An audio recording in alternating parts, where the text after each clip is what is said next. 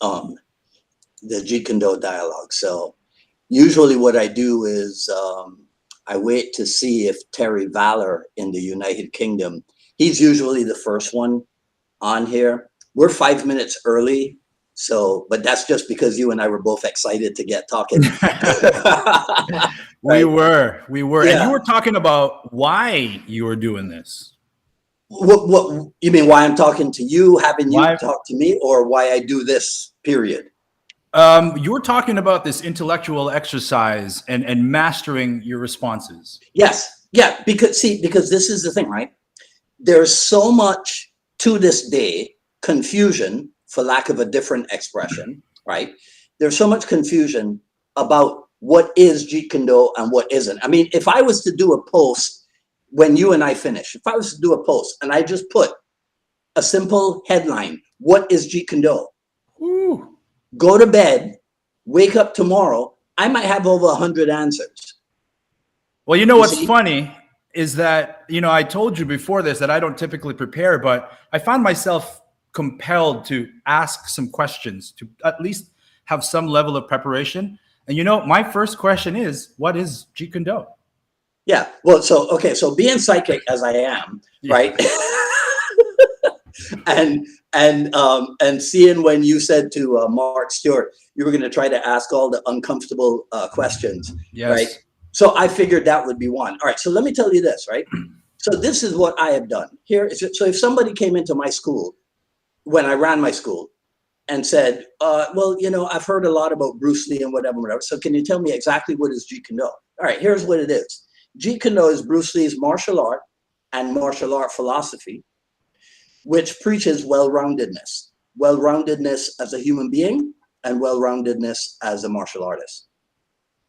And that's it. That's the intro. Right. Now, if somebody says, what isn't Jeet Kune? What isn't Jeet Kune? Traditional martial art methods. You take your Shotokan karate. You take your Choi Le Foot Gung Fu. You take your Tomiki Aikido. You take your Bujinkan Judo or what have you. Those things, which can be identified as classical or traditional martial arts, are not Jeet Kune. Brazilian, listen, I'll tell you what else is not Jeet Kune. Cross-training in Brazilian Jiu-Jitsu, Muay Thai, and Filipino martial arts is not Jeet Kune. Why not? Because that's cross-training in Brazilian Jiu-Jitsu, Thai boxing, and Filipino martial arts. That's what that is. When do those three combinations of systems turn into Jeet Kune, or how can it turn into Jeet Kune? Okay, so well, you have to start with Jeet Kune as the guideline. You have to start with Jeet Kune's principles as the guideline. So that means you can investigate Muay Thai, but what is a major difference between Jeet Kune guiding principles and Muay Thai?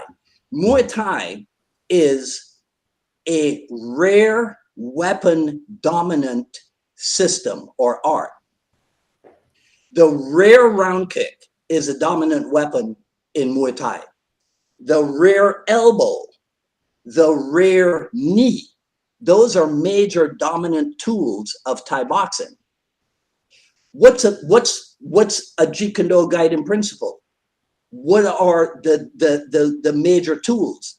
The lead weapons, the lead hand, the lead leg.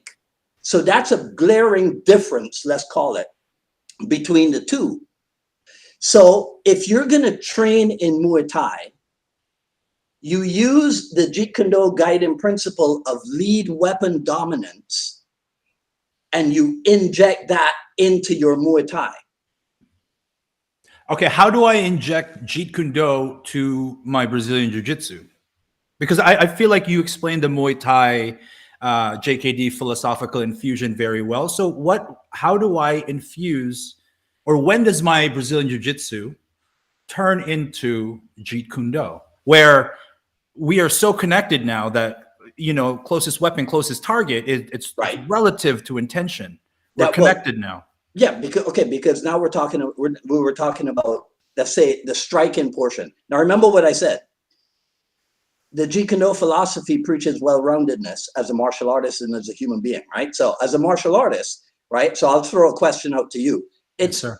It's not a trick question, but I've said it before, so somebody on here will know the answer. If I'm going to be well-rounded in martial arts, and I tell you there's a certain finite number, right, of types of martial arts that I can train in order to be well-rounded, what are the 2 types of training? I just gave you the number. I was supposed to ask you how much. 2. There's 2. The answer is 2. Okay. Right. Okay. So if you're going to be well-rounded as a martial artist, there's only 2 types of training you can engage in. What are they? Wow. That's. Okay. Well, let me try to answer it. I would say physical and mental. Nope. Would that be fair? Nope. No. Would that be because practical and artistic? Right. All of those things would not even be subtypes. They would be approaches. Right. See, so in other words, right. I can train. Look, I can have a very physical approach to my Filipino martial arts training. I can have a very physical approach. If I want a physical approach to my Japanese karate, I go to Kyokushin, right? Because those guys are maniacs. Now, if I want a more mental approach, I might not go to those things that are known for their physicality. I might go to a martial art method that's known for its, let's say spirituality or whatever. But that's not what we're talking. But that's not even the answer I'm looking for. Okay, is the answer simpler, like striking and grappling? Is that the answer? What are the 2? Okay. Well, it's simpler. That's not the answer yet, but it's simpler like that. Okay, here are the 2 types: empty hands and weaponry. If I'm going to be well-rounded. Yes. Yeah, that's all there is. Right? Now, we further break down empty hands and weaponry. So in empty hands, there's striking and there's grappling. Right. Right? In weaponry, there's edge weapons and blunt weapons. There's ballistic weapons. Well, yeah, well, right? Okay, but see, that would still fall under weapons because that becomes projectile. As That's right. When I was coming up in Filipino Kali, and Sifu Inosanto would give you the 12 areas breakdown. So that's actually that little exercise I just took you through there about starting with 2 types. And then breaking it down into subtypes, that's an Inosanto thing. That's the kind of outlook that I got from him. Analyzing the heck out of a thing, right? And taking it and and drilling down as much as you can to find, let's call it the essence of it. Right. Right? And then you start building back up from there. You see? So to go back to your question about jujitsu. Yes. How does your jujitsu? Okay. So why am I getting into jujitsu? Am I getting into jujitsu to become a jujitsu black belt? Or am I getting into jujitsu because I want to know how the heck do jujitsu people win? Right? So I want to know, what is it that they do to win? What is it that they do to come out on top? Right. And now here's what I also want to know. What do they do to counter within jujitsu? So now if I know what you do to win and I know what you do to counter the winning, now it's easier for me to train in jujitsu and extract what it is that I want out of it. So look, whenever I talk to martial artists and the conversation goes into wanting to learn a new system, they like to say things like, I'm going to train it from a white belt mentality and I'm going to learn the system. in and out, beginning to end. It seems to me that if you're training Brazilian Jiu-Jitsu with a Jeet Kune Do philosophy, what you would rather be doing is taking your previous experiences and applying it to this new experience. That way you learn Jiu-Jitsu within a specific focus context instead of learning the totality of Jiu-Jitsu. Well, so yes. So the question is, how should a JKD practitioner begin their process of exploration of Jiu-Jitsu? What advice might you give them? Well, so if you can find and afford private lessons, right, with an instructor who will tailor it the way that I just expressed. Yeah. If you can get that, more power to you. If you can't, just be quiet, shut up, put on the white belt, and train the friggin' art. That's a very practical, but also there's a philosophical underlying tone of that. So if you can get private lessons where you can drive the lessons based on your questioning, that would require the practitioner to know themselves quite well. Yeah. That would require an intelligent practitioner. You know, a guy asked me the other day, a guy said to me on Facebook the other day, he goes, you should do a book, Jeet Kune Do for Dummies. And I said to him, I did consider that one time because, you know, because that's a popular series, right? But then I relented because Jeet Kune Do is not for dummies.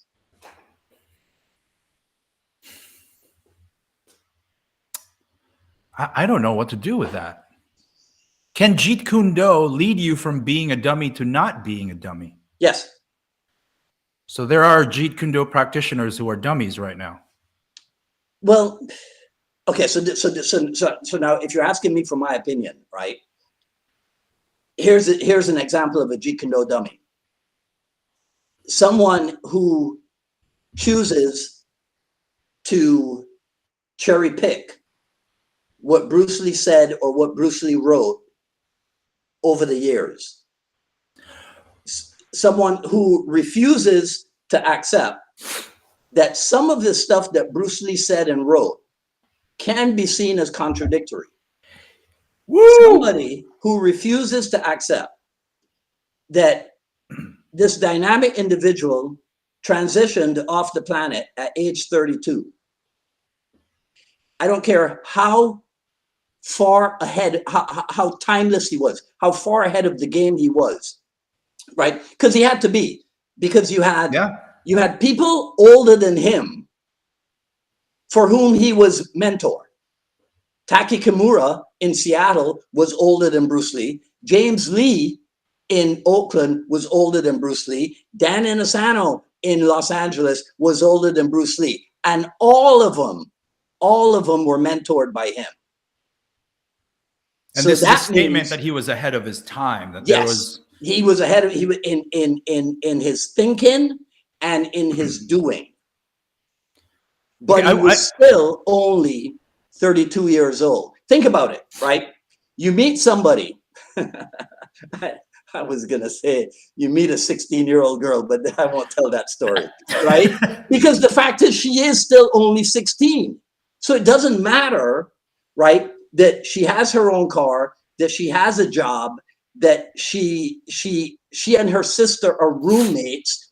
She's still in high school. Right. And she still has had only, I can't believe I'm saying this. And she still has had only 16 years on the planet. Right? So there's no way she can know everything. Despite her maturity and despite her intellect, because experience matters. Exactly. By the way, I don't know how to address you. Do I call you Dwight, Sifu, Mr. Woods? Well, you know, we've had a whole back thing with that, because I got pissed off the other day that there are certain people on Facebook who refer to Sifu Inosanto as Dan, right? Now, there was a period of time where people who were training with him, it was all a first name basis, right? That was not my period though. I came along in 1983, right? In 1983,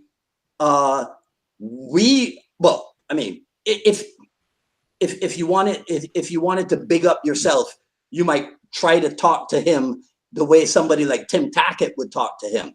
I would never do that.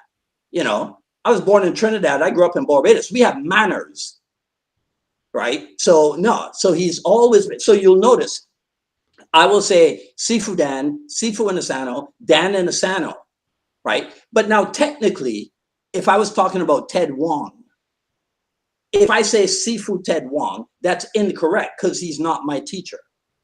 So we could go into the weeds on that. Ah, okay. You see, we could go into the weeds on that because technically Ted Wong, if I have this right, Ted Wong is my Sisuk.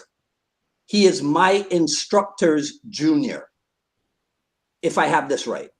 I understand. Remember, right? So basically, I don't call you Sifu unless you are my Sifu. Well, that's the Chinese family system idea. Okay. I think that stuff transposed over to the West. Everybody who's a teacher, everybody who has a school, is known in the art or whatever, is considered a Sifu. Right. Okay. Right. I think that the not the danger, not even the confusion. It's just that my understanding in Chinese language, the word Sifu can be read as teacher, but can also be read as father. Right. So it's a fact. It was all originally, from my understanding, it was all family system. Okay, I understand. So I want to take it back here for a moment to the point that you made before. So I apologize. We went on this tangent, and I wanted to mention something. I wanted to mention that you were saying that Bruce Lee went through phases, and this is one of the questions that I wrote down.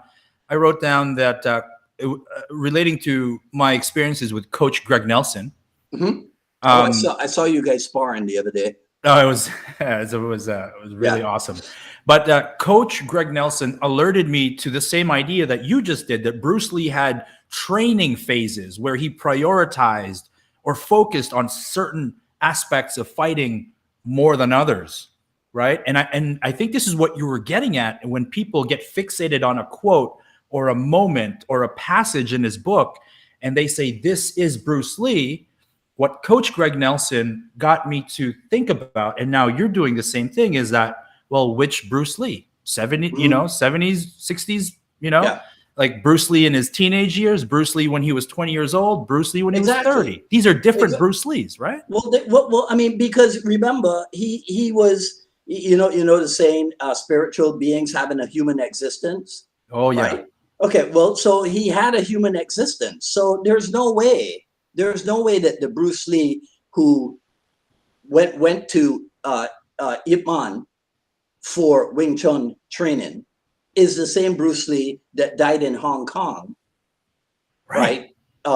19 years later. There's no way. This fuels so much debate between JKD practitioners, doesn't it? When they're citing, because you mentioned that a lot of what Bruce Lee left behind were contrary to each other. So how do we consolidate that as JKD practitioners when he says one thing in one passage and another thing in another passage? How ought we view this human being and what he left behind? That's going to depend on your level of intelligence. You see, because if you cannot think of your own life and how you have grown as an individual and realize that Bruce Lee would have gone through the same thing. Right? If you can't do that, then I don't really want to talk to you. You know what I mean? If you look, and I see it all the time. People will read something. See, and here, I'll tell you something about what I do. Yes, sir. A lot of the times when I post on Facebook, it's not that I don't know the answer, right? And it's not even that I want you to give me the answer, right? I really just want to see who's thinking and who's not, so that I can make notes, and then I know who to engage with and who with whom not to engage. That is wise. That's Jeet Kune. That makes your subsequent interactions very efficient. Yes, it is attack by drawing. Wow. I love that. Yeah. I love that. I love Right. that. See, because this is the thing, right? I spend a lot of time on Facebook. A lot of people think that the I Love Jeet Kune page is my page. It isn't. Oh. I am moderator number 3. Oh. I came on board probably 2 years after that page was started. Now, it happened to have been started by a former student of mine, right? And it was started kind of as a marketing exercise for him. And then 3 years ago, he was back in Miami, and we went over to the other studio, and we sat down, and he turned the camera on, and he started asking me questions. And that was the birth of both the I Love Jeet Kune broadcasts and the Jeet Kune Dialogues, my 2 podcasts. But it's not my page. I didn't know that. No, it's not my page. Everybody thinks it's my page, right? So I'm not even the enforcer. Like, I don't block people and take people off the site and whatever. I leave that to the other guys, right? Because I'm the junior moderator. Now, when I put something on my page, on the Dwight Woods page, or if I put something on the Miami Jeet Kune page, well, yeah, now I run those shows. But I don't run the show I Love Jeet Kune. I just happen to be the guy who does a podcast from that platform. Actually, it does two. Well, right. That's all that is. Can we segue into getting to know a little bit about you? I'd like to ask you some questions about who you are as a human being. Okay. Don't ask me how old I am, because when I was either 32 or 23, they transposed the letters on my birthday cake, and I have been screwed up since then. And that's okay. That's okay. We'll call you young man with sir. All right, sir. Where did you grow up? And tell me about how you were raised by your parents and how that influenced your Jeet Kune. How are your parents? How did they raise you? Where did you grow up? And how did that form how you approach or continue to approach Jeet Kune? So there's a famous picture of me when I was probably about, I want to say 4 years old or something. It's a picture of the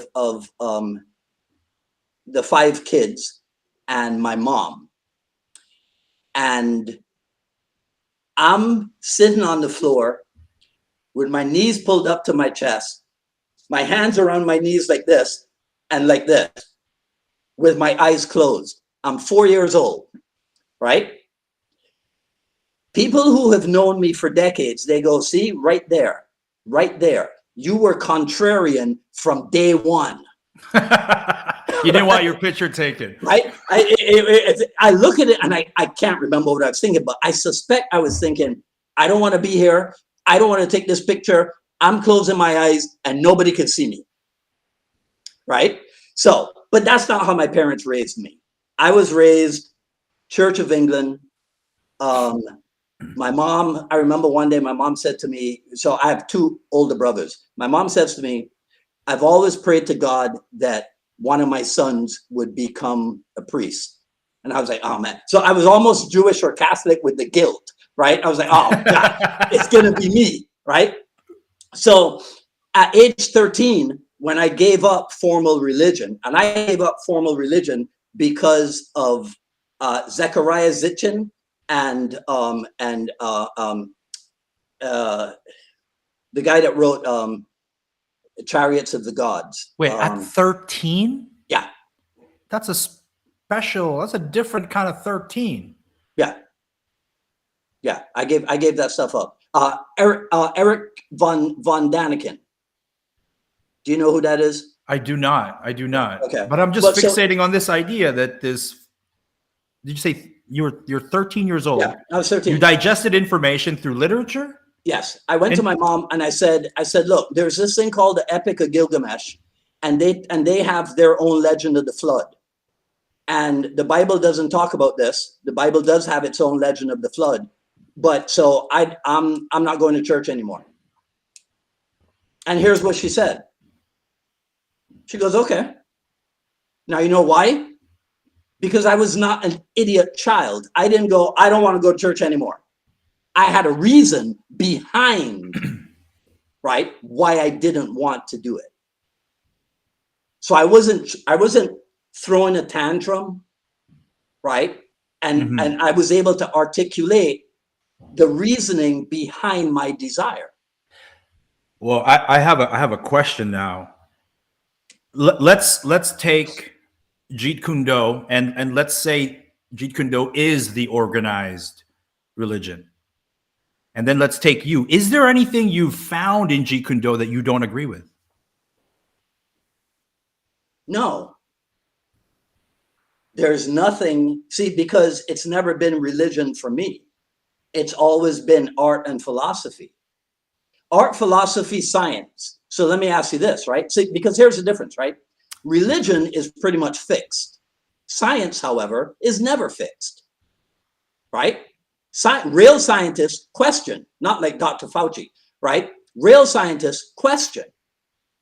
You see? So fortunately for me, I came into the Jeet Kune Do world under Dan Inosanto, a guy who encourages open-mindedness, questioning, thinking for oneself. Not a guy who is more along the lines of the Tao of Jeet Kune Do, the commentaries on the martial way, everything that Bruce Lee wrote, this is it. And don't you dare deviate. It's ridiculous. It's ridiculous. You just got to read.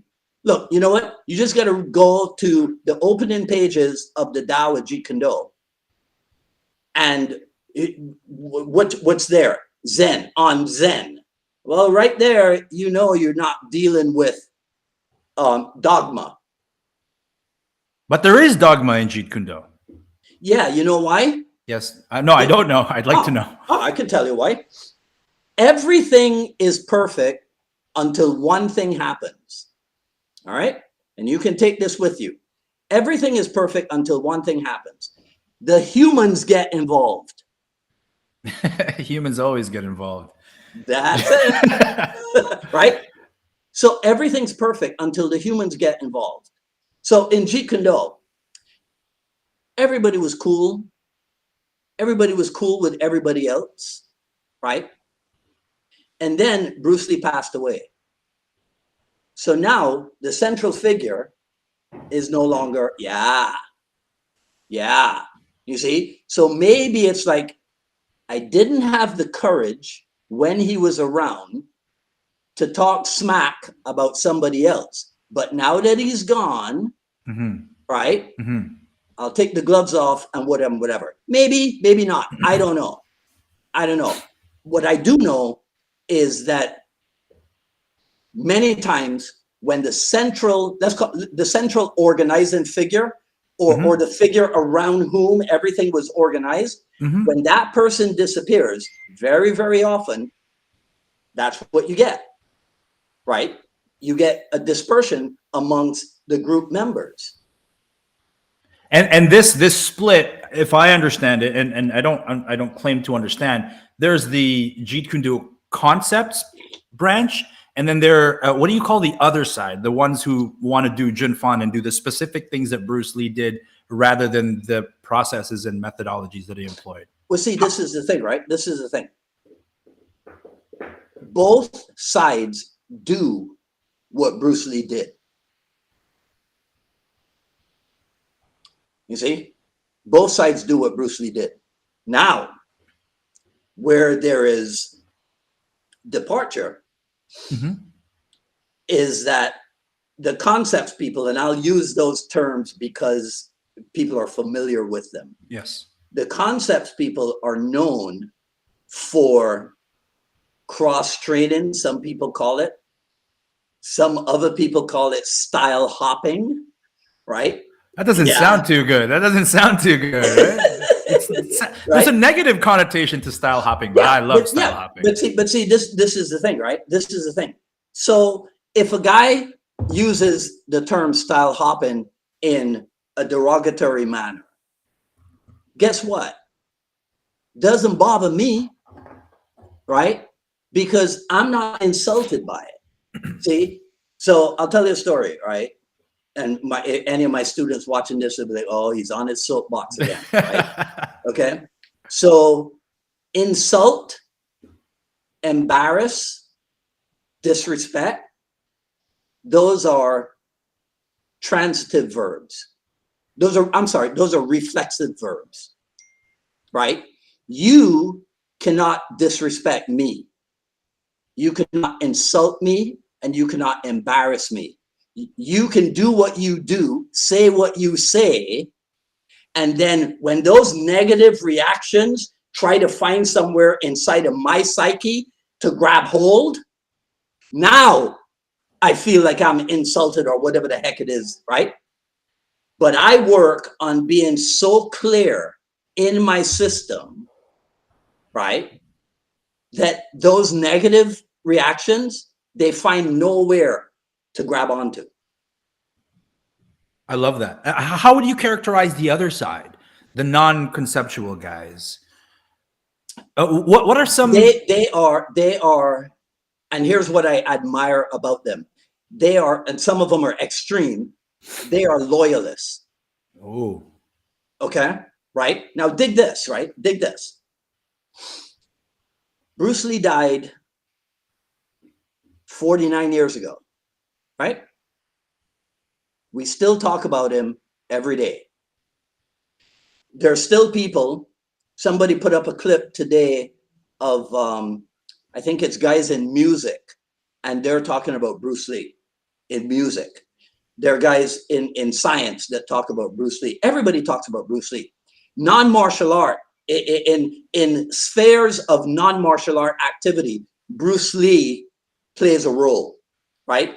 Another guy just the other day put up a thing from the website, The Art of Manliness.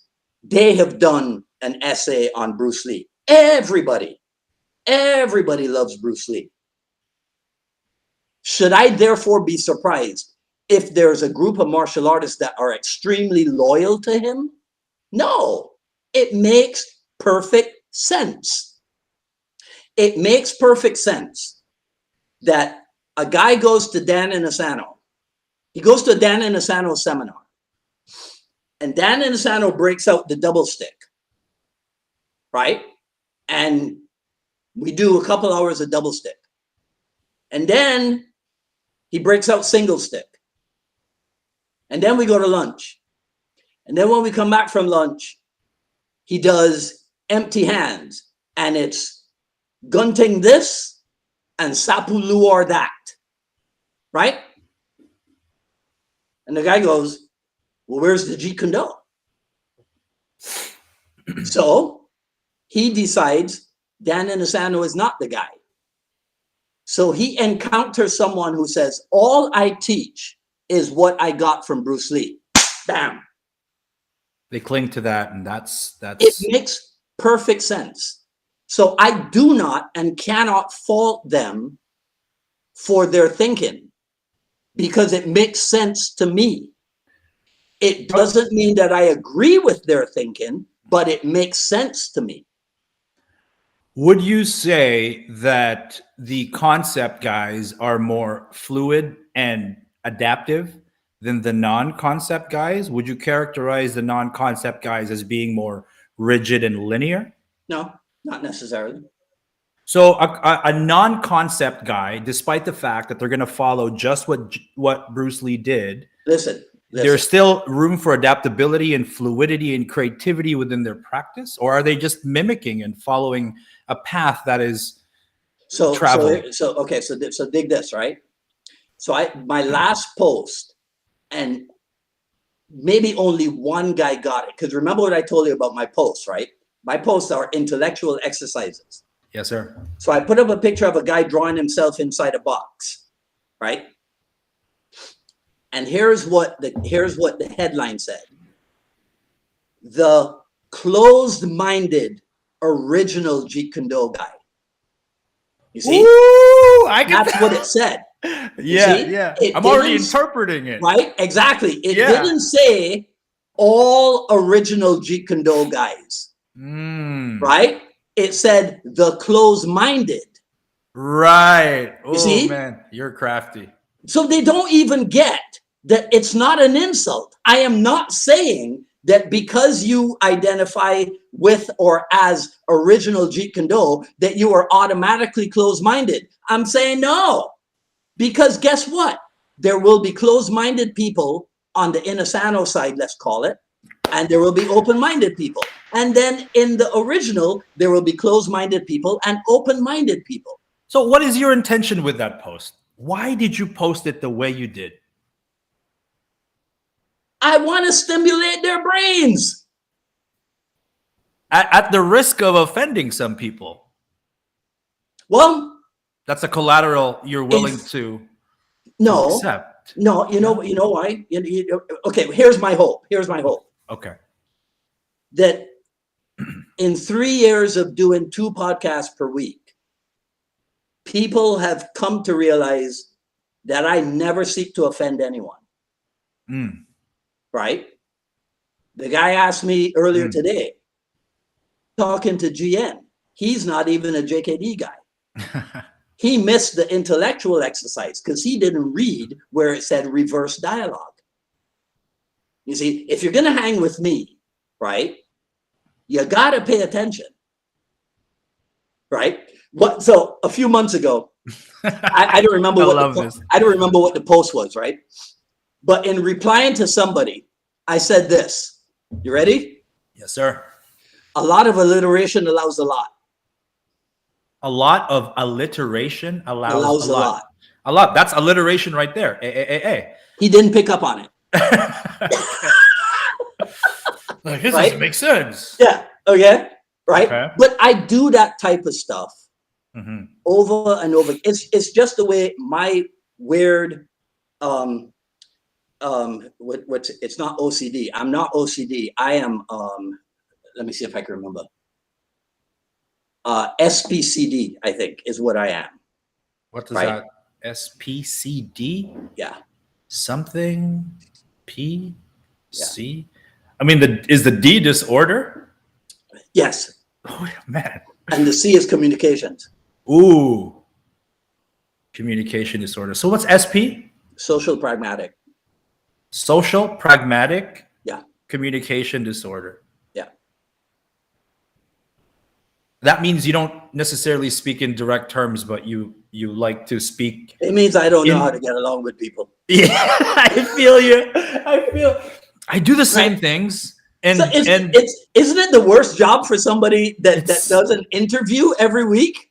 It's terrible because we live in this social landscape where we're judged by every interaction that we cast out there. And so if the one and only point of contact they know about Seafood White Woods is this weird, enigmatic puzzle, and they never get to hear from you again, their impression of you will be cemented by that singular point of contact, which happens to me quite frequently. I say something like, "Wittics are useless." Right? Like, wittics are useless. Right. I don't actually believe that. Of course, but I want to see how you respond to it. Yeah. Right? Are we going to talk about context and nuance and tactics? Right? Imagine this.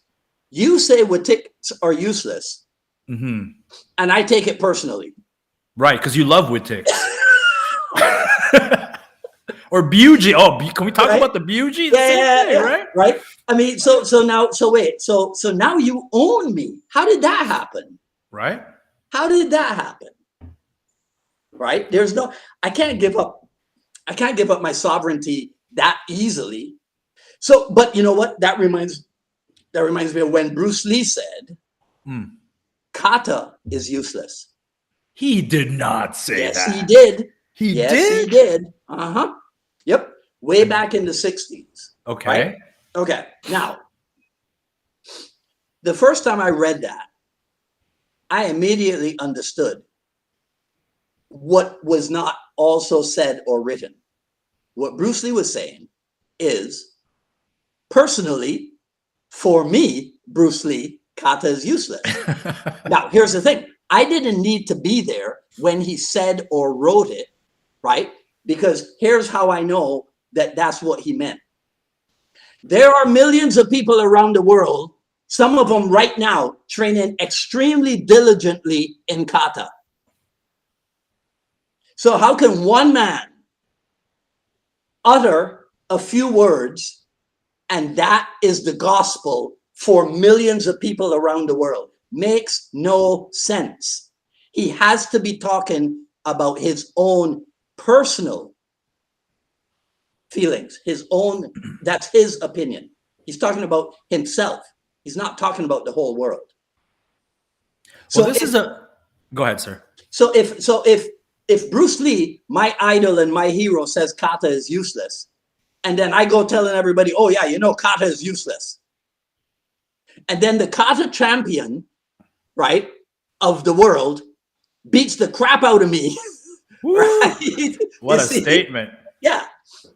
Right? But it's because I deserve that beating because I was being an idiot. Bruce Lee doesn't speak for me. Right? So I can't walk around just regurgitating what he has written or what he has said.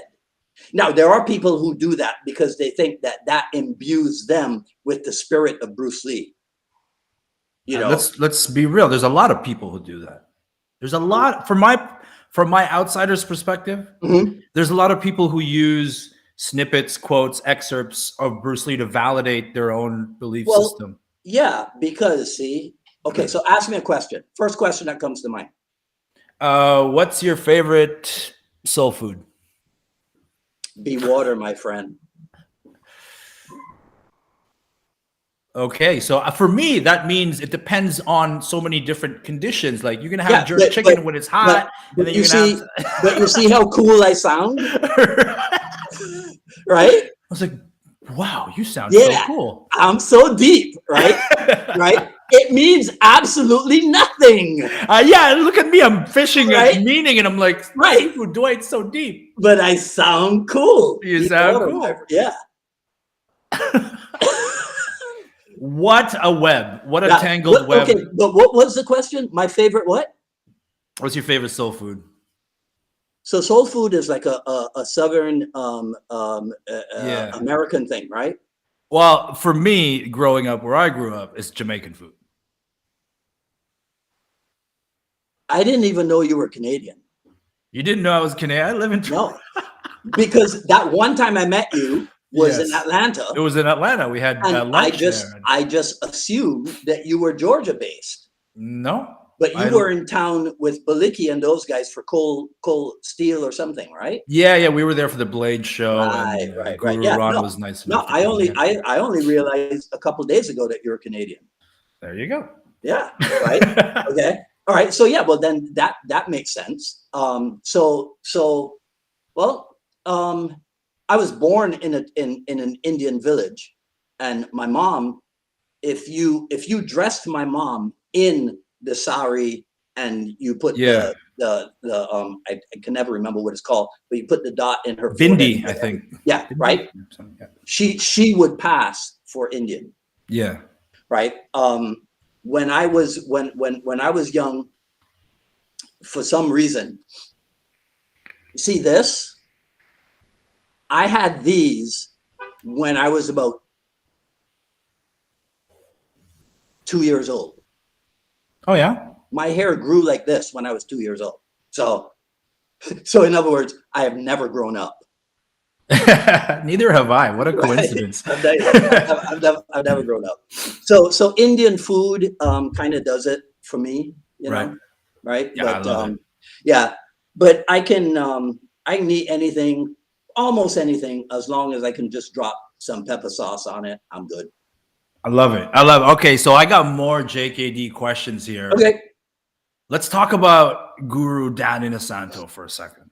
Okay. And again, I'm free to ask these questions. So how is Guru Dan Inosanto viewed in the JKD world, and particularly what might his critics say? And how might you defend those criticisms? Well, I think there are people who believe that he kind of forsook Bruce Lee and Jeet He Kune kind of Do. what? Forsook. Forsook. I don't even know what that word means. Uh-oh. Forsook. Am I gonna have to Google something? Yeah. Yeah. F-O-R-S? I don't. Oh, okay. Yeah. Forsook. Yeah. Oh, like the past tense of forsake, like Yeah. forsaken. Yeah. Oh, okay, okay. I'm with you again. Okay. All right. So Like you he see- abandoned. Okay. You see what just happened there? Yes. This is one of the banes of my existence. What? Because I use language sometimes, right? And some people resent it. I've had students who, behind my back, said that I would always talk down to them because of the way I use language.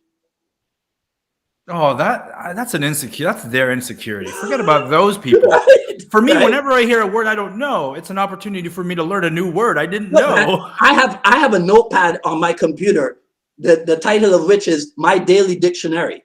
Oh, there you go. Okay, right? I go through stuff all the time and make notes of it.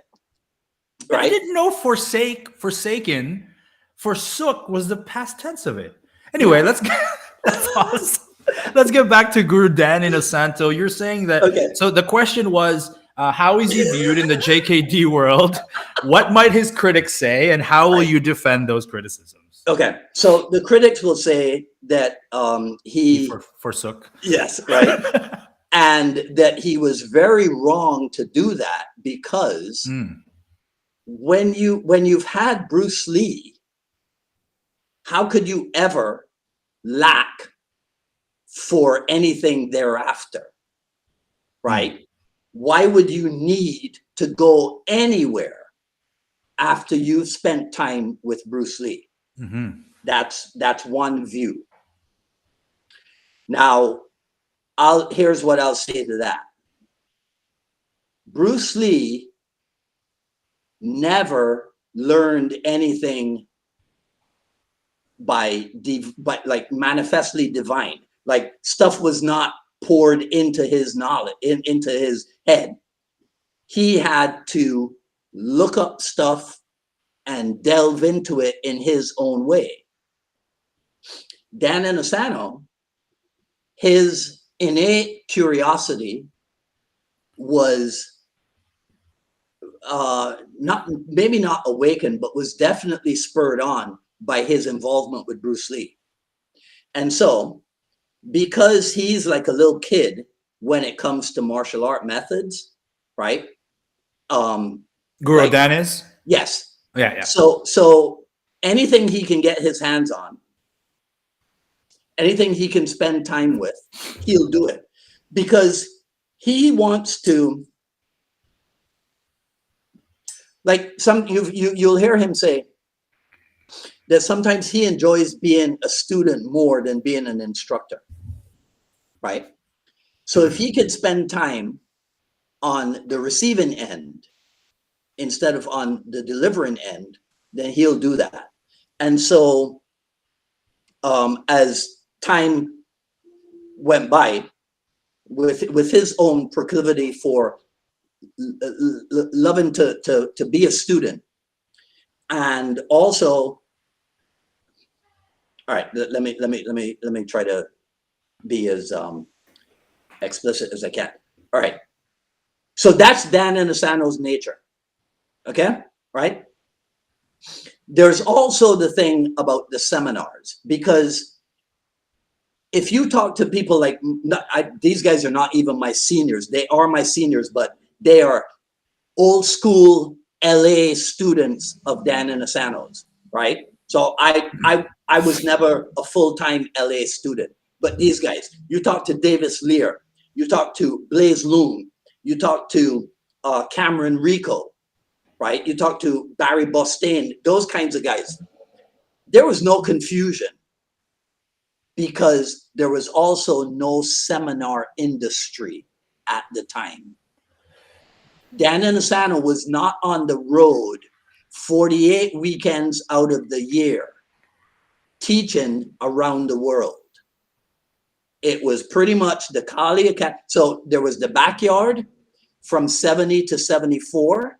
There was the Kali Academy from 74 to 84. And then there was the IMB and the Inosanto Academy. And then,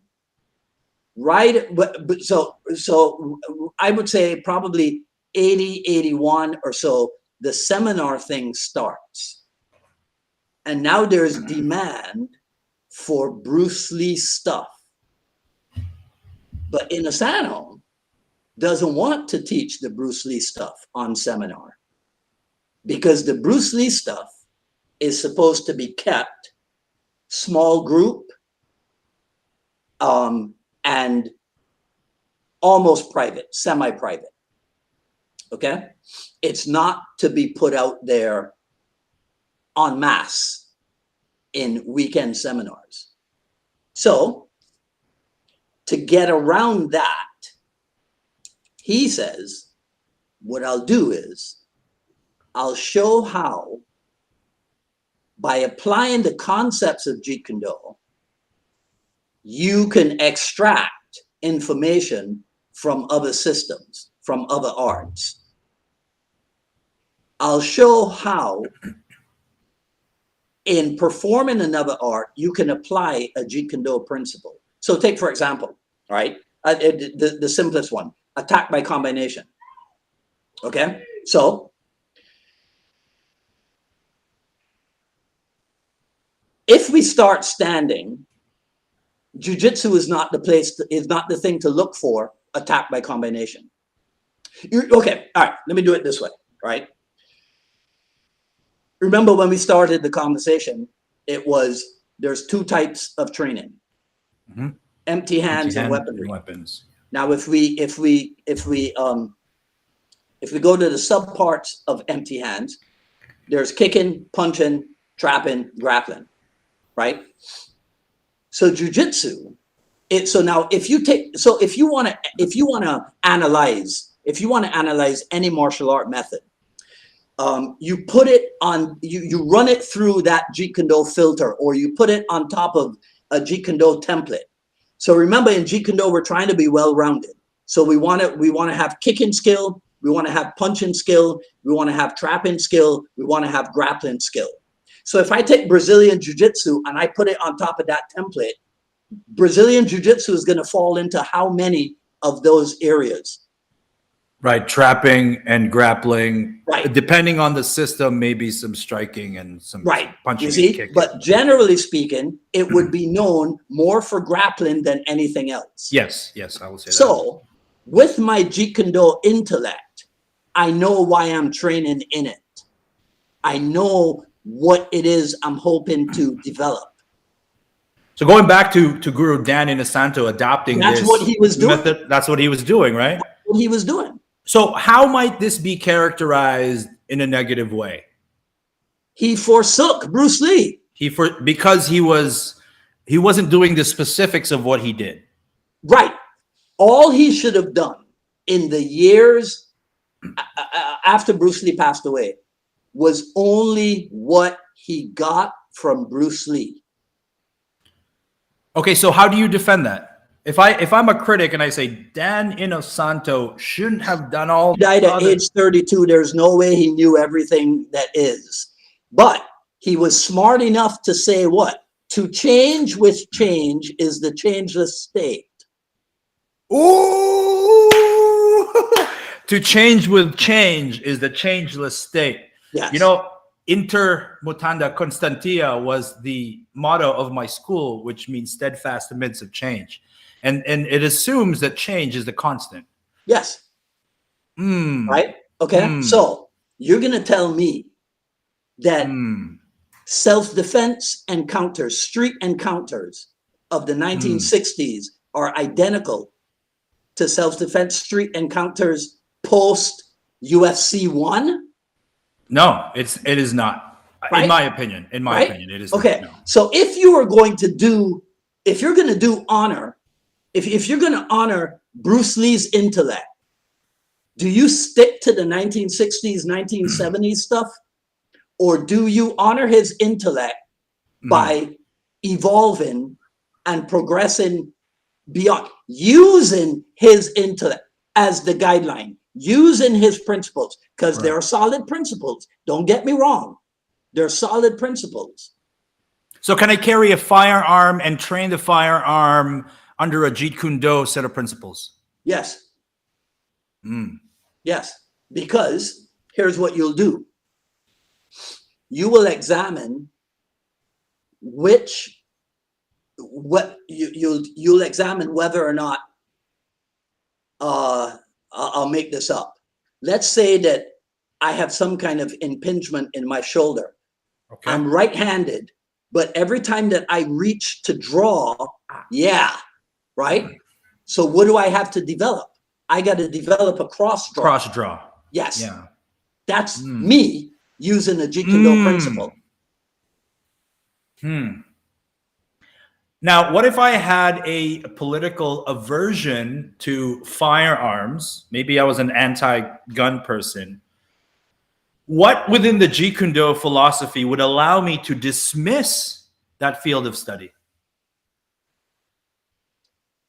If you were anti-gun, right? But I was a Jeet Kune hardcore practitioner, right?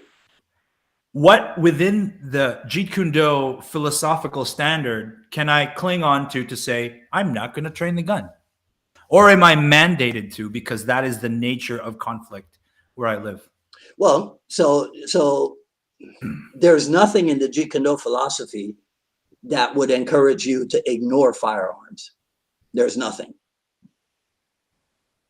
Because Jeet Kune is about being well-rounded, right? It's not about closing yourself off to any aspect of self-defense. Right. Right? The Chinese characters around the symbol using no way as way and having no limitation as limitation. Right? So knowing that sometimes a firearm might just be the weapon to do the job.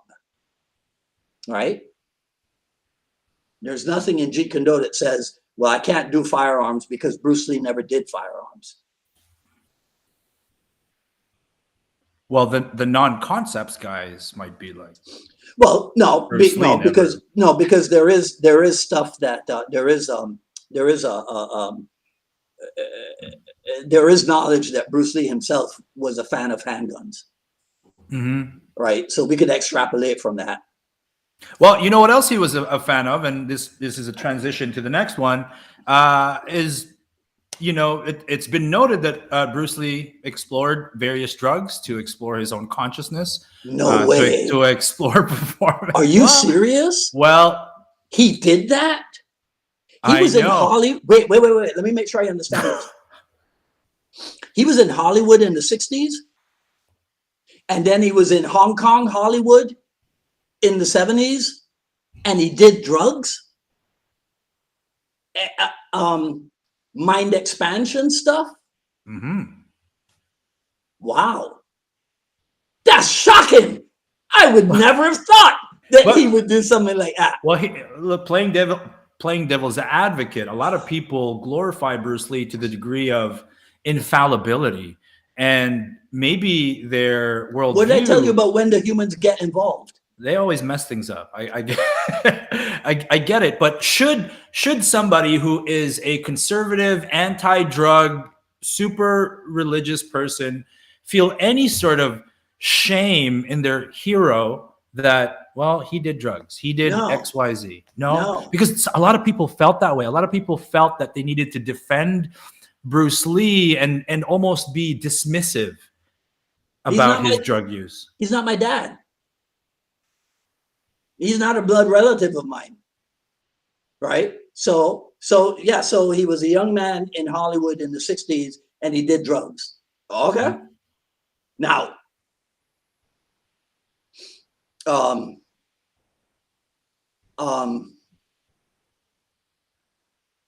you see this? Right? You know what this makes me automatically for some people, right? That you smoke a lot of weed. Exactly. Tell me you don't. You do. You want me to tell you that I do or that I don't? You know what? Tell me what you need to tell me. But you're right. You're right. People will make that assumption. Do you smoke? Do you smoke weed? Exactly. Right. Now, do I know what it is to smoke weed? Yes. Yes, I do. Yes, I do. I know what it is to smoke weed. Okay. Now, here's the thing, right? Okay, so that's kind of ambiguous, isn't it? Yeah, I'm not sure whether to ask a follow-up question. I don't want to be intrusive. Right? So here's who will know. The people who will know what I'm saying are the people who know me well. Right. Right? So sometimes you really shouldn't talk about anybody unless you were there. Unless you were there, unless you knew them really well, right? Look, I used to be 127 pounds, okay? I was this big at one point in my life. And apparently it was because I had AIDS. That was a rumor in Barbados. Wow, yeah. Right. Right? It wasn't because I ran 3 times a day. No. Right? Just yesterday, I found out from a prospective student that apparently I had moved back to the islands. I didn't even know that. But this girl told me yesterday that she had spoken to somebody and she had said, yeah, I really want to train with Dwight. And the guy says, oh, no, he's moved back to the islands. Hey, you can't be perfect. That's an assumption. You can't be perfect. So let me ask you this. Have you found yourself in a situation where you made these assumptions about somebody and you were wrong about it? No. No. You always maintain this fluid I'll tell you something. In growing up Carabiner and then moving to the first world, I grew up in a place where we accept you for as you present yourself. What I discovered, especially here in Miami, is that there are certain people in the US who immediately think that you're full of shit. Upon meeting you, their normal assumption is that you're full of shit. Right. And that's their starting point. I didn't grow up that way. Right. So I take people at their word until and unless they do something that causes me to think differently. Right. That's pretty much it.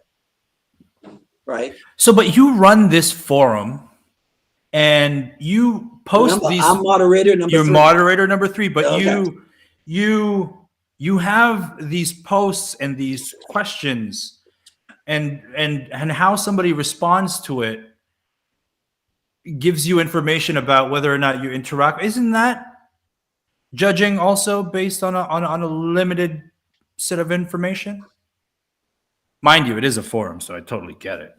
Yeah. And there's how many members? Like something like 20,000 or something. There's 23,000. Carlos is a very good marketer. He's a very good marketer. Yeah, that's insane. Yeah, that's insane. So, but you at some point, based on the information that you have to make a determination, especially given the social landscape, right? Well, I have been analyzing people all my life. Okay, it's something that I do. To the point where I have scared away romantic interests. Because... Oh, yeah, I can see why. Yeah. Right? But go ahead. No, my brain locks in on patterns. I blame Dan Inosanto for this, by the way. Right? It's all his fault. Guru Dan, what are you doing? Okay. So I could say to somebody, oh, I notice that, let me make one up. I noticed that on Tuesdays at 2 p.m., you do such and such. Mm-hmm. And she'd be like, well, what kind of weirdo are you? Right? And it's just that it's the way my brain works. So let's say that in my life, on Tuesdays at 2 p.m., I happen to be doing what it is that I do. I just happen to notice that every Tuesday, as I'm doing what I do, she's doing something as well. Right. So then one day I get to talking to her and I tell her that. To her, I'm a stalker. To me, it was just observation.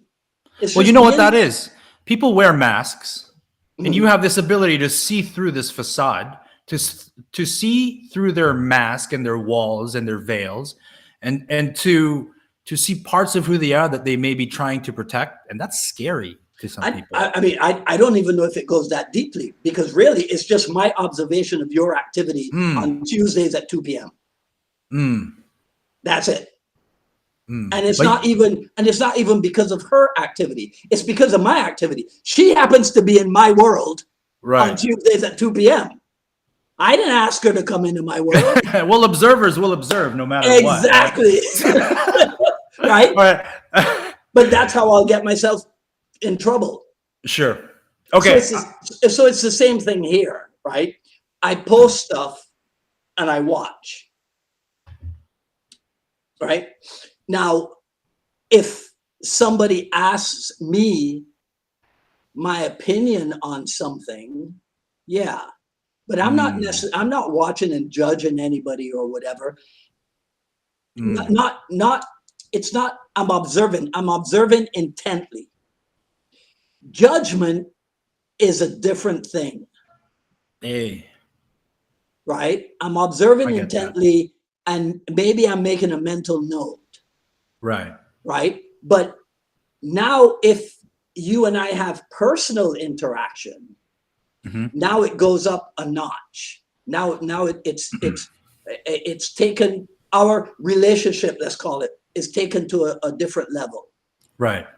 So let me ask you this. Let me pose you this question. Then I have to go to the bathroom for a second. But I'm going to let you answer it, because I think this relates more to your people and your fan base and your community. What would you, Sifu Dwight D. Woods, like to see more of in the I Love Jeet Kune community? I'll leave you with that question and I'll be right back. Yeah. So anybody who has been paying attention will know that many months ago, what was the first thing I did? I started the How We Teach Jeet Kune series. But even before that, I think I had asked for a week, like a moratorium, where we didn't talk, we just put up video. And a handful of people did go along with that. But generally speaking, I'd like to see a lot more. And I really don't care if you put up a YouTube video, explain why you're putting it up. Or if you put up a video of yourself, doesn't matter. But I know, and I know that this is a viewpoint that many of the people on the page share.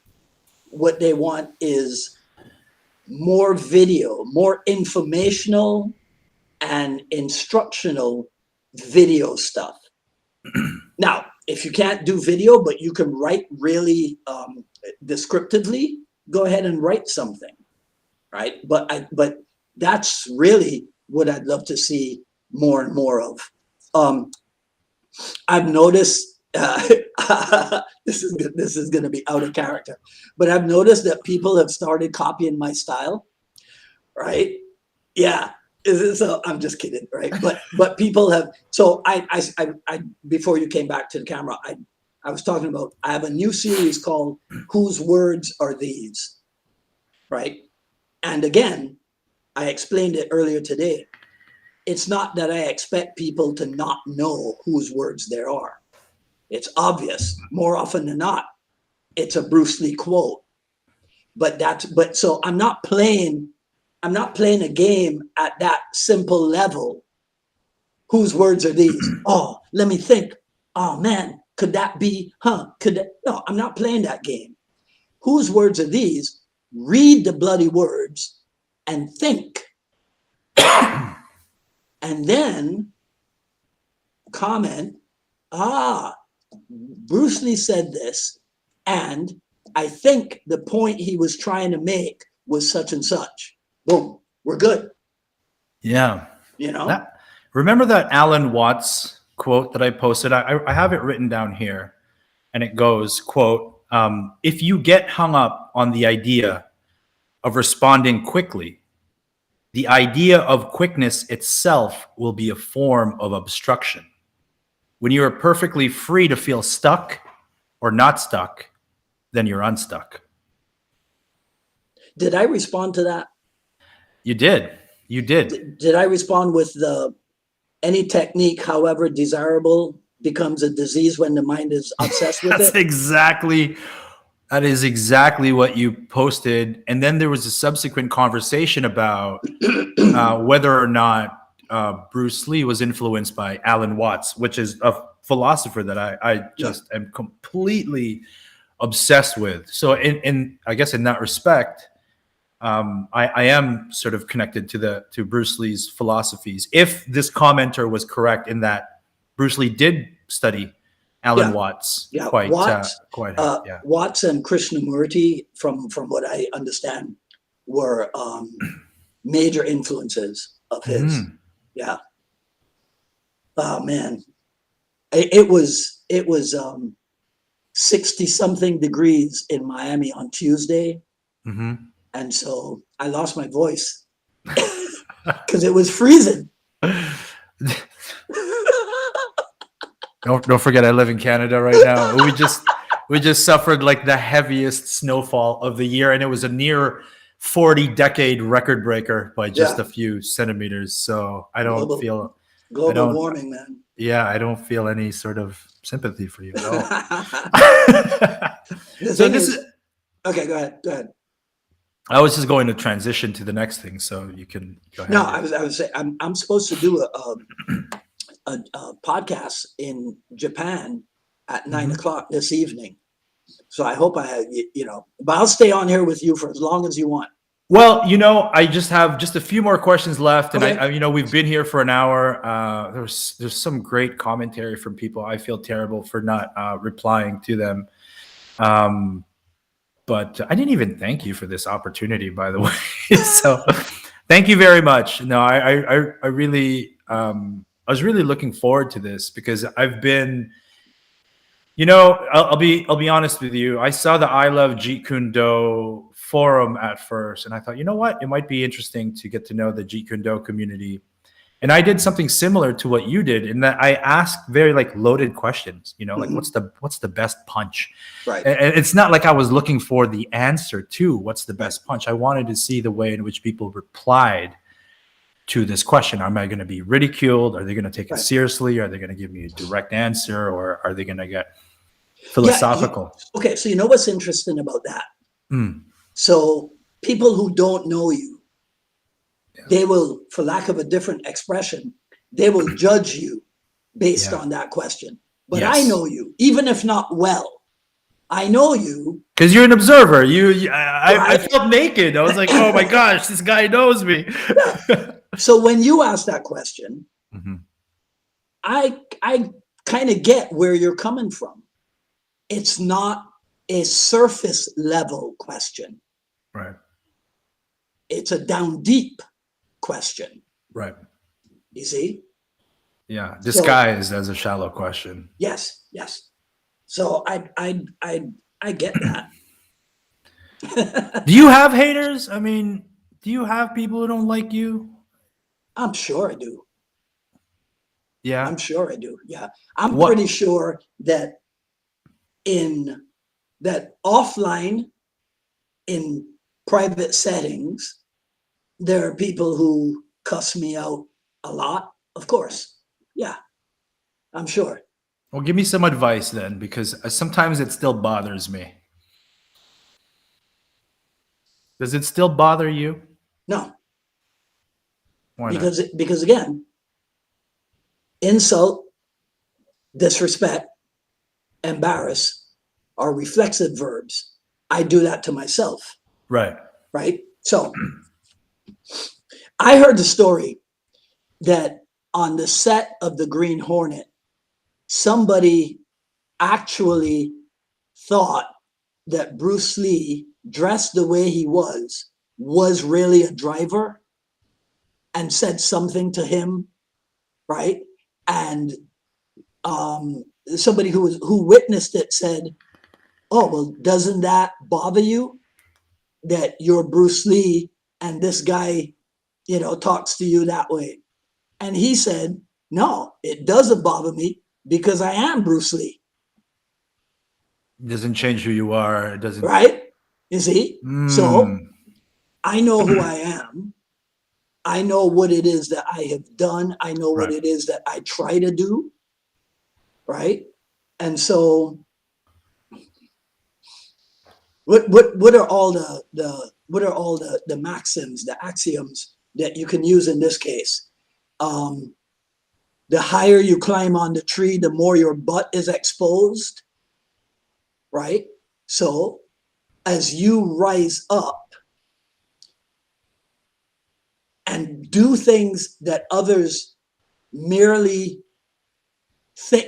dream about doing or talk about doing, they're going to resent what your perceived success. Can you still learn something from somebody who has just started their Jeet Kune journey? Can you learn something from them? Yeah. But you're way up in that tree. Right. But what do I know? Right? Look, if you're an instructor, it's that video that you did.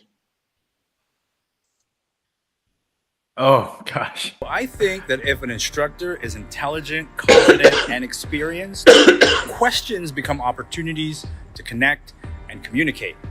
If the question is good, they might even say things like, I have to think about that. Or, I don't know, but I'll find out and I'll get back to you. But if an instructor is insecure, intellectually dishonest, or a straight up fraud, they'll see questions as an insult to their authority. But here's a caveat, you guys.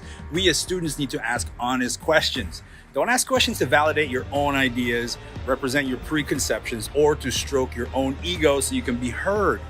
Ask the question respectfully and with good intention, and a good instructor will welcome it, and you both win. So I saw that after we had decided to do this, right? Mm-hmm. And when I saw that, I knew that I had made a good decision to ask you to come on here, right? So that just served to confirm the instincts that I had about you, right? So when it comes to learning, so then I watch what you do. I'll go to your page. I'll see, it's what I call my research, right? I'll do my research on you so that if you were coming onto the show as my interview subject, I would have done research so that I know. You're interviewing me, but I still did research on you. That's what you do. Observers will observe. Right? So when it comes to learning, yes, because lessons can be learned anywhere from anyone, but they can especially be learned from your students. Right. Right? Hey, when was the last time you were a student in somebody else's class?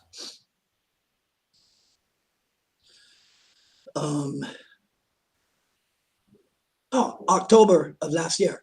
I love it.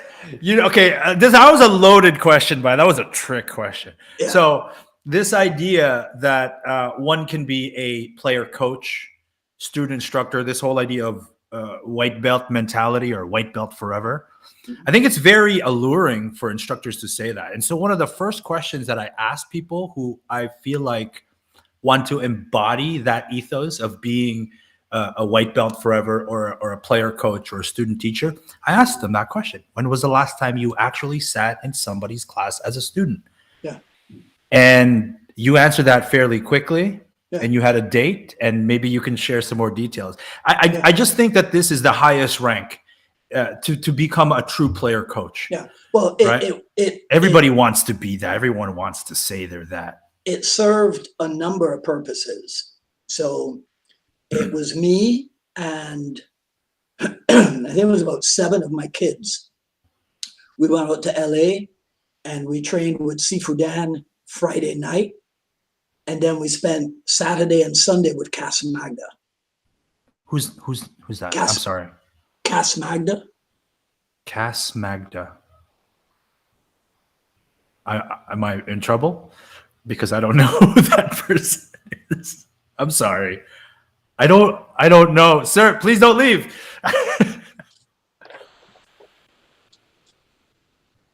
Oh gosh, I'm gonna get so many can't believe you don't know that person.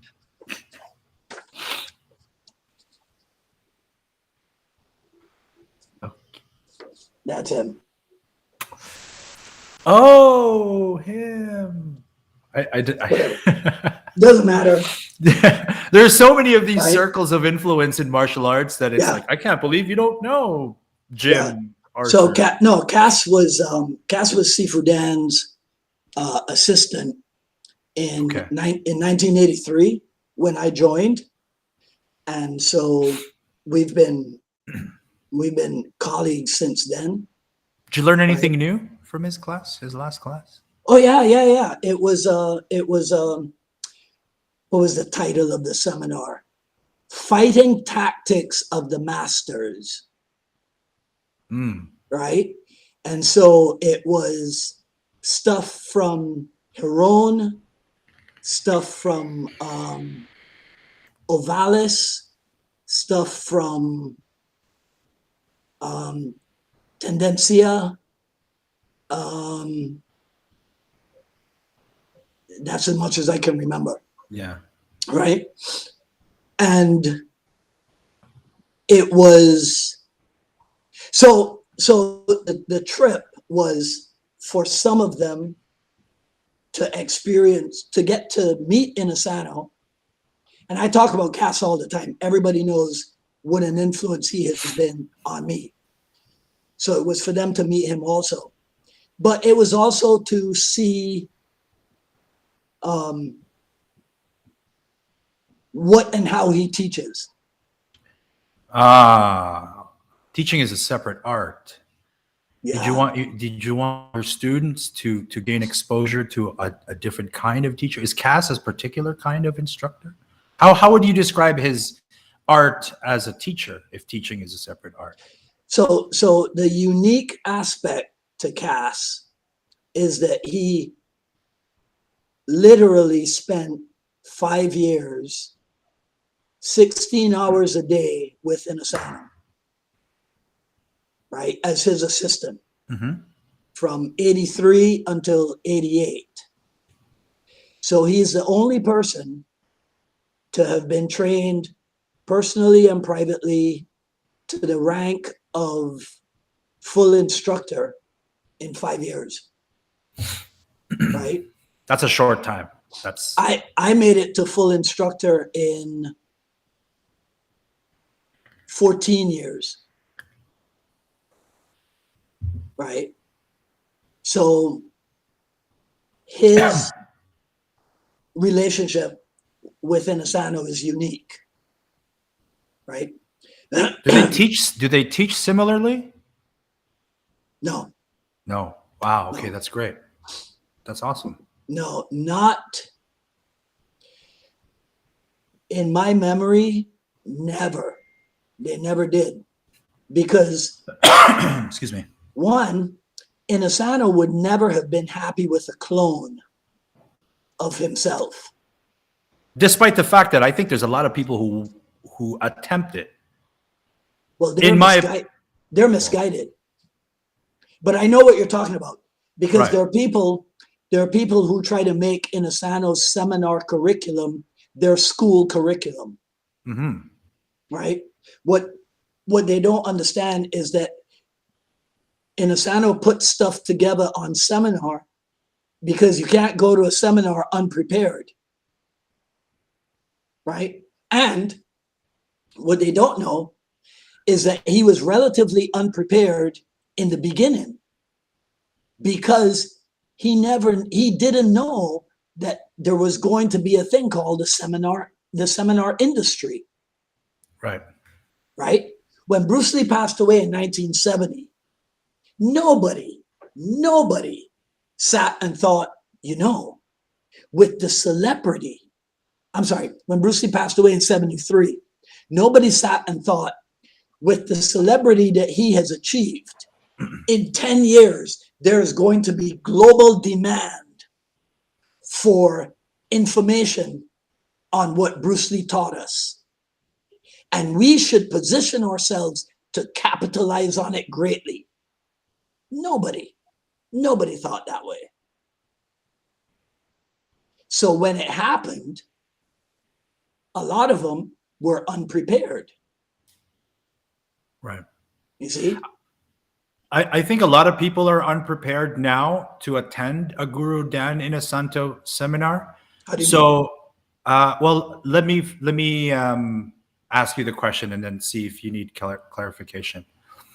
The way that Guru Dan Inosanto teaches a seminar can be perceived in any number of ways. What, in your opinion, is the best way to prepare oneself for a Guru Dan Inosanto seminar? Develop seminar language for taking notes. I think we're getting to the same point here, in that my impression is that Guru Dan Inosanto wants to inspire, and he's teaching you this combination and that combination with not enough time really in between to master it. And so some people feel overwhelmed. Some people are there for the stories. Some people are there to take away that one thing. Some people want to take away all of it.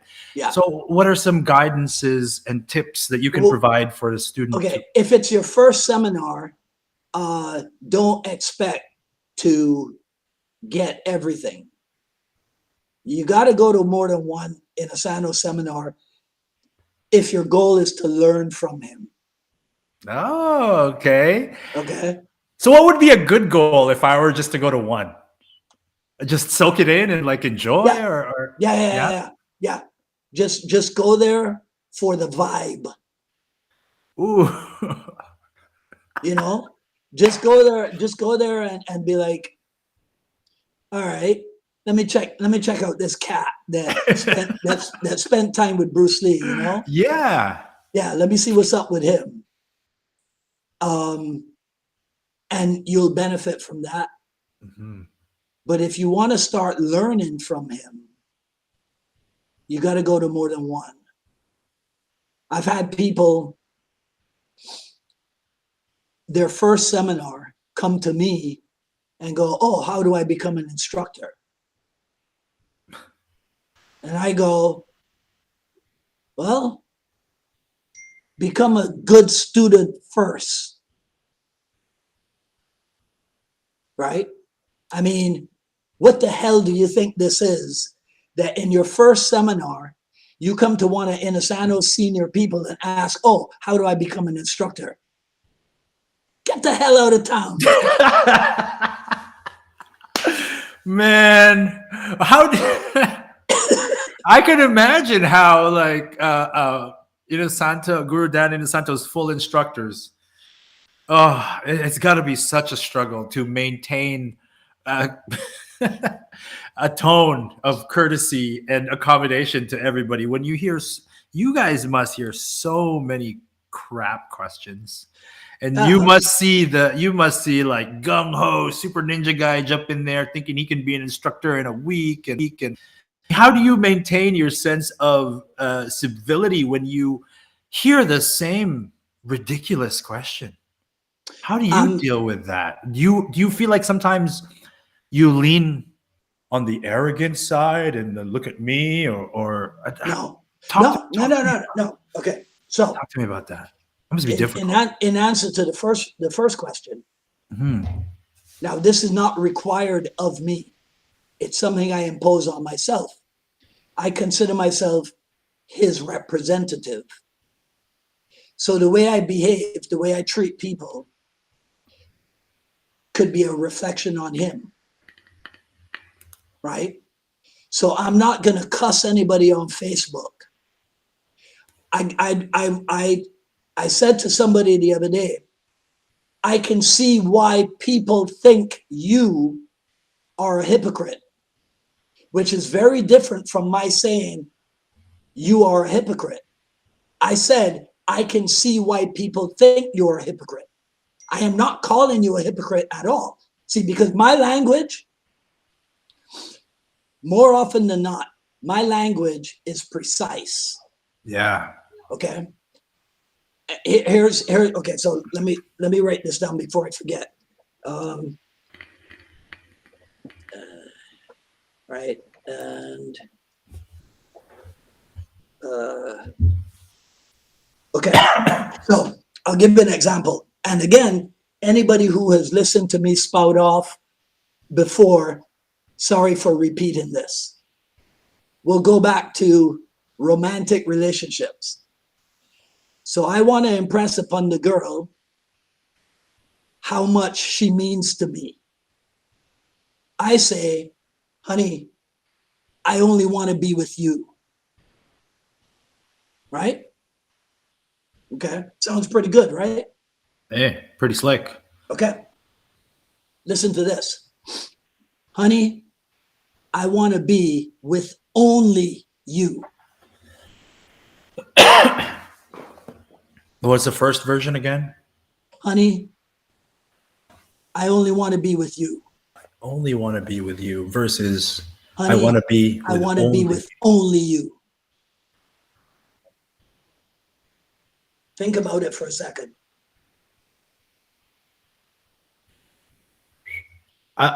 My immediate impression of the second iteration of I want to be with only you is okay. Don't you want to have friends? I mean, you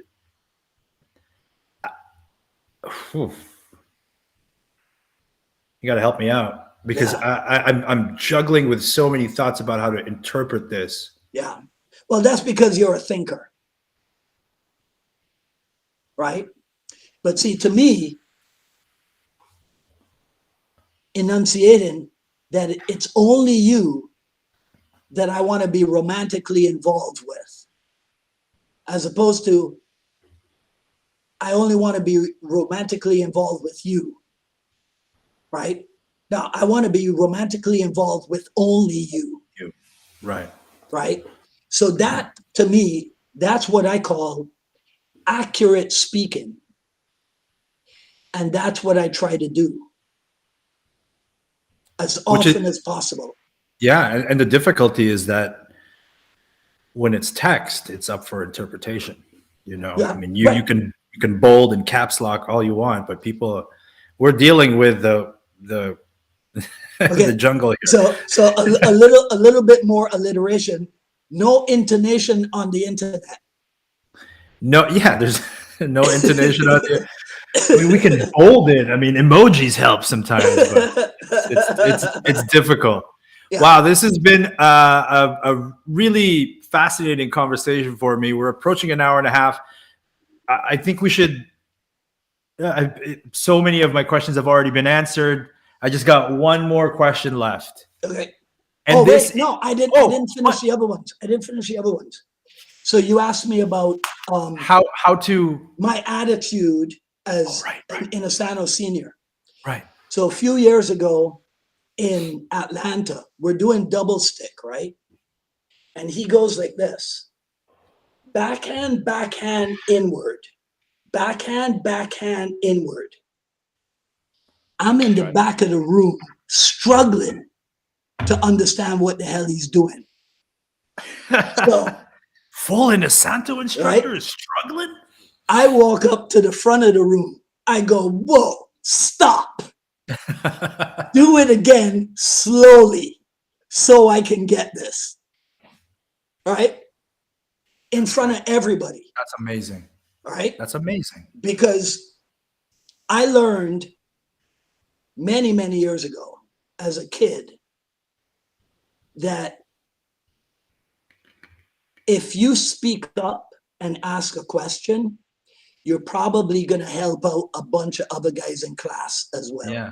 Yeah. Too embarrassed to ask, or exactly. feeling like it's not their place to. Exactly. This is the kind of demonstrable humility that martial arts needs so much more of, because folks in your position are I think, and I love that you bring up this story, because maybe somebody saw you as somebody who already knows everything, and that once you reach a certain rank, you don't get to ask these questions. And this is an absolute truth, right? That, I mean, no matter what rank you get, you're still in a process. I was telling somebody the other day that you don't know the absolute joy that I had the first time that Eric Paulson took me down to the ground and pinned me. Right? It's like, holy crap. There's so much more. There's so much more to learn. It's like a whole door was open. It's like, what? How did you do that? How did you set that up? What was that takedown? How did you? Yeah. Yeah. Right. Yeah. I get it. And so the other part to the question you asked, I was recently asked this: how much of what you say on Facebook, what you ask people on Facebook, is a result of what Inosanto wants? Oh. Yeah.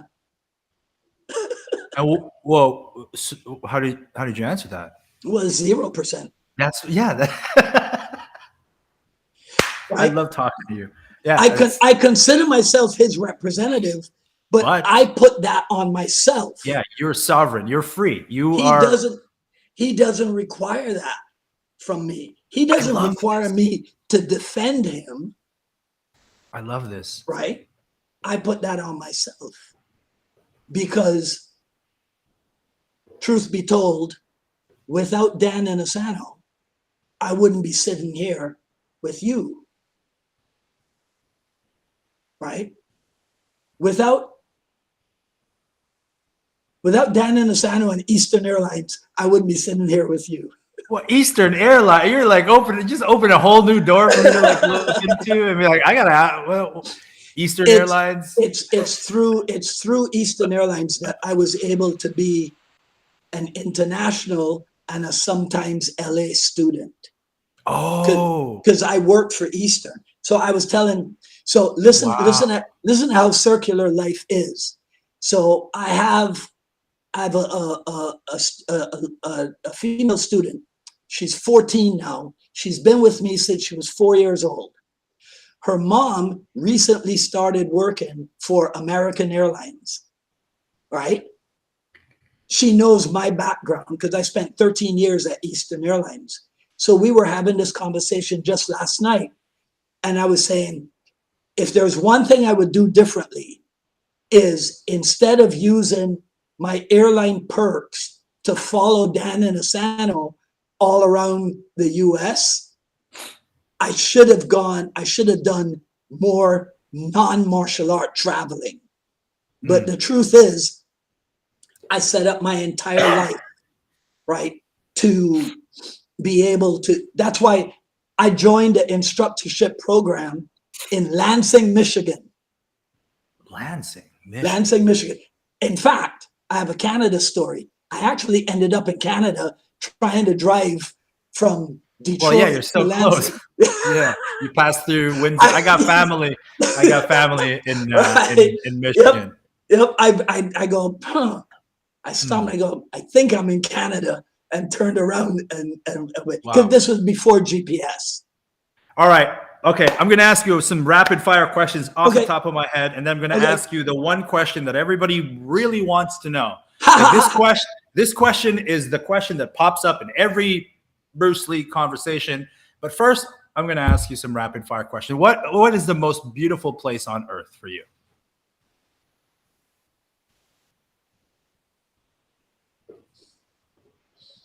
Damn, I just spoiled the rapid fire, didn't I? Should I make an easier version? Like if you could live in any other country other than the US, where would it be? I think Australia. Australia? Yeah. Not the current Australia. The old Australia. The old Australia. Not the current inter-COVID, right? Not the COVID Australia. Okay. Favorite food? Indian food, probably. Other than Bob Marley, because I see some of your posters back there. Favorite musician? The British group Level 42. Never heard of them. What kind of music do they play? So let me make a note. Okay. I named their music Brit Funk. Brit Funk. I love Brit Funk. Yeah. I'm in. I got to send you stuff on Level 42 and stuff on Cas Magna. Okay. What's the one thing that you do really, really well outside of the martial arts? You drum? Yep. You're a drummer? Yep. I did not know that. If life didn't take you on this course, what job might you be doing right now? Airline. Sticking with the airlines? Yeah. Can you cook? Eggs.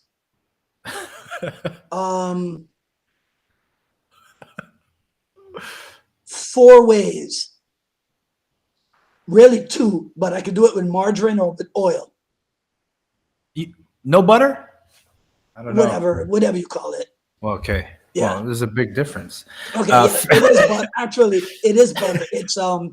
It's the non-salted Irish butter, which is like ghee butter. Ghee, which is Indian. Yeah. Okay. Do you play any sports? I was 2nd division captain at Harrison College for cricket and football. I probably can't get my knee. Soccer, football, or American do you know what football? that? You see this? Do you know what that is? I don't know what that is. Okay. A bump? That's a disease called Osgood-Schlatt. Osgood-Schlatt. Osgood-Schlatt. It's a bone malformation, and I developed it playing football, the real football. What American football? No. American football or soccer? No. I grew up in Barbados, man. Okay, so football. Right? Okay. Yeah. I got it. So much kicking, it formed bone. I don't know if you call them bone spurs or whatever. So actually, it was having to lay off from playing football got me deeper into martial art. Yeah. Those life twists and turns. Yeah. I say, what is the one character trait in a human being that you just cannot stand?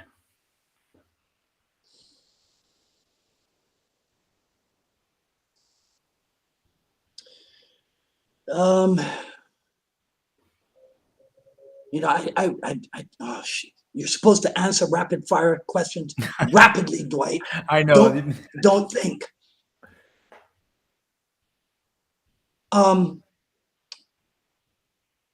I think I hate it when people are just say when people are mean to others. Okay. I can't take that. Yeah. Favorite edged weapon and favorite impact weapon. Let's not think in terms of practicality. What brings you the most joy in practice? So there was a guy kicking up a fuss on the bus the other day, and I just reached into my bag for the telescopic baton, right? Just in case. So that might be the favorite non-edge weapon. Edge weapon, I've always been fascinated by the balisong, to be honest. Okay. Yeah. Okay. Yeah, it's very cool. Favorite beverage? Probably. Okay, I think my friend Michael Cheeseman from Barbados is on here, right? So this is not going to make sense to anybody. Red fruity, Red fruity. red fruity, right? If there's a West Indian market in Canada, We got enough here, I should all say. right, all I right, grew up with Jamaicans in my childhood, so I can Okay. speak a little patois as well. yeah, But you might don't find make me. you might find a red fruity somewhere in Canada. Okay, red fruity. I love it. Where can you just sit and think? Where is your favorite place to just be? Anywhere, Yeah. yes, anywhere. See, okay, so watch this, right? Okay, you know where I was for a few seconds? Tell me. In Tropical Park. Where's that? I'm in Tropical South. Park. Yeah, I'm in South Miami. This is where I conduct classes, right? So I can just do this, and instantly I can put myself there. And What smell makes you happy?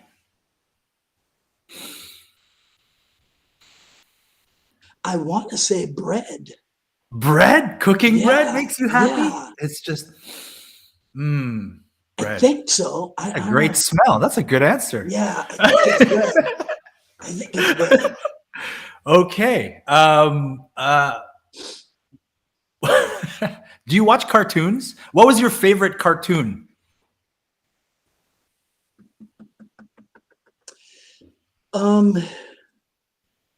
Well, see, I was around when TV was invented. Okay, so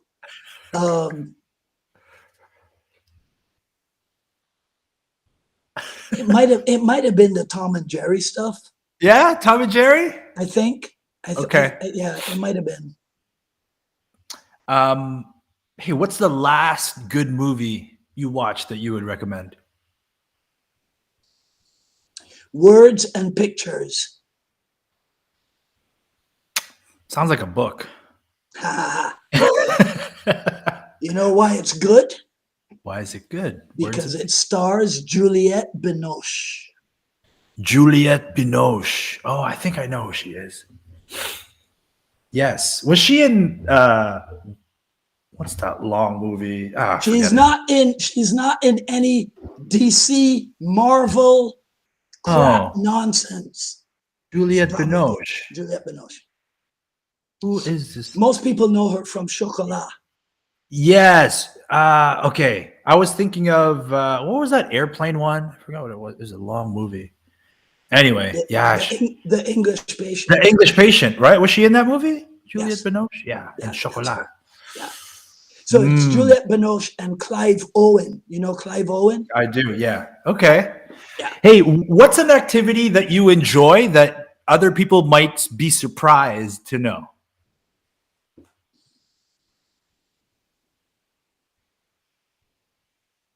I really enjoy calculating, transferring from bus to train to bus. Oh, you're one of those people. You are all about precision and timing. Like when you pick somebody up at the airport, you have your little routes. And so I had a friend coming in from LA to visit over the holidays, right? I go, okay, so you want me to pick you up? She goes, yeah, if you don't mind. I go, but we're doing the Dwight Woods pickup. He goes, what's that? How do they know? She goes, I come to the airport on the train. I pick you up, you and I get back on the train and we go to your hotel. And so you plot. Right? Oh yeah. I because okay, so this is the thing. Let me see if I can do it. Okay. So give me two two-digit numbers. Two two-digit numbers. Two two-digit number. Okay, yeah. I got it. Go. 23 and 77. Okay, so that's 100. 14 and 35. 49. I'm just going to assume you're right. This is a thing that I'm curious to see the process in your brain. And Oh, you know what it is? You round it off to a 10 and then you add no, this. No? No. I just see it. Okay. Right? So I'll be sitting waiting for the bus, and the 5073 bus will come by, and I'll go 73 minus 50, 23, 50 plus 73, 123, right? So I was doing this when I was a kid, so Michael Cheeseman will know what I'm talking about. Remember I told you I used to run 3 times a day, right? Mm-hmm. So I'd be running in Barbados, and I would look at the license plate on the car, and I would run the numbers in my head. So I see M3499. So I go, okay, that's 133, right? If you add them together, right? Or it's 65 if you subtract them. Wow. I do this with letters. I just find patterns and correlations in relationships. I do it with shapes. Anyway, this was supposed to be rapid fire, but that's interesting. Right. But you know what that is? Yeah, I do. It's high, low, high. It's inward, backhand. Right. It's inside, outside. It's lead, rare. Right. It's kick, punch. I was thinking more along the lines of I'm perfectly fine contained within the company of my own mind. And I will not be bored. Right. There's always something to be observing and making sense of in this world. By the way, I blame Dan Inosanto for my condition. Yeah. I don't know about that. I think he may have put some fuel to that fire that you've always had. You know, that fuel doesn't spark itself. Okay, so here's the final question. Thank you guys. Okay. Thank you guys very much for. All right, are you ready for this question? This is like the question. This is the question that everybody wants to know, and it's the silliest question. But I'm just going to ask it so that you can answer it the way you would like to answer it, and then we can call it. Are you ready? Go.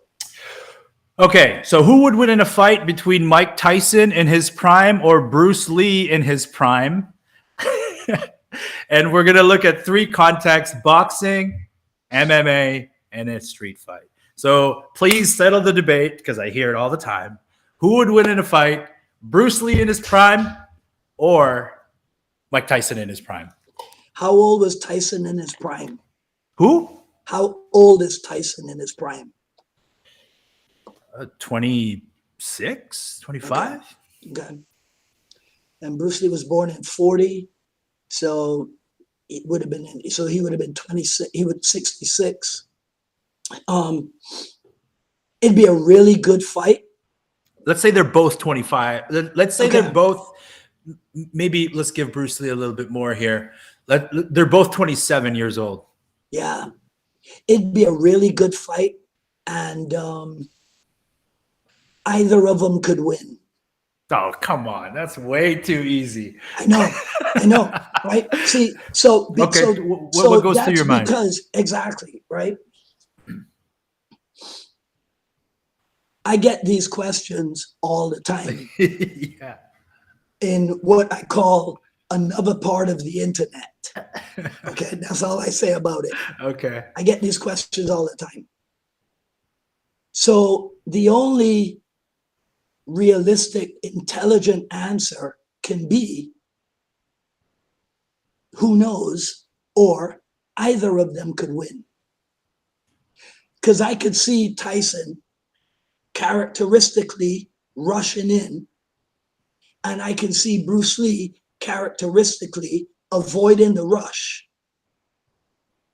But I can see Tyson connecting on Bruce Lee one time and shocking the crap out of him. Yeah. Right? And possibly putting him out. So my answer is not it's not couched in a love for Bruce Lee, a love for Tyson, admiration for whatever. It's couched in realistically thinking. You see, I don't owe Bruce Lee the loyalty to call him the greatest fighter of all time. Right. Because he was never in the ring. Right? But it doesn't end there. He trained like a fighter. He trained like a professional fighter. So we could learn something from his approach and put it into professional fighting. But to say that Bruce Lee was the greatest fighter of all times, that's unrealistic. Do you think he even had a single unit, single use tool that could have stopped Mike Tyson? Because if Mike Tyson punches Bruce Lee, he's gonna knock him out. What did Bruce Lee have in his arsenal that has equal one contact devastation? His sidekick. You think Bruce Lee's sidekick could have stopped Mike Tyson? I mean, if it's a perfect setting. Perfect sidekick. Setting. Yeah. Perfect. I think so. Yeah. Okay, I'm gonna. That's interesting. That's interesting. I think so. Okay. Well, sir, that's all I got for today. That's it. Well, that's all. This is a 2-hour conversation. Did you know that? That's all you brought to the fight. That's all I brought. Well, I mean, we could talk again. I'd be honored to have another conversation with you, but this has been 2 hours. It flew by for me. I had a great time. It was a pleasure getting to know you. Thank you. We should definitely do it again. And when I have a better voice. Oh yeah, you have another podcast. Yeah. What do I do now to get rid of this? See, this is why I should not live alone, because right. I have no knowledge of anything outside of music, martial arts, and airline work. Well, I'll make it easy for you. I'm just going to remove myself, and then it'll just be you, and then that's it. Yeah. All right. So we'll definitely do it again for sure. And I appreciate your making time for me. I know you're a busy guy. Oh, I welcome the opportunity. This has been fun for me. I love having these kinds of discussions with, folks like you. Right. I really learn a lot from it. So thank you. And thank you to to your community, to the I Love Jeet Kune community for having, an FMAer like me here, be welcomed. So I really appreciate that, sir. Thank you guys. Thank you all. Thank you all very much. Okay, guys, I'm just gonna sign off because I got no voice to do an outro. All right. Okay, Jan, take care, man. Guys, thanks for chiming in. I apologize for this. I'll get it straight. Anthony Labrador, tea with honey, ginger, and lemon. I will get right on it, and hopefully I can clear this up. All right, everybody have a great weekend. This is Dwight Woods, the Jeet Kune Rebels, signing off. Y'all take care. Talk soon.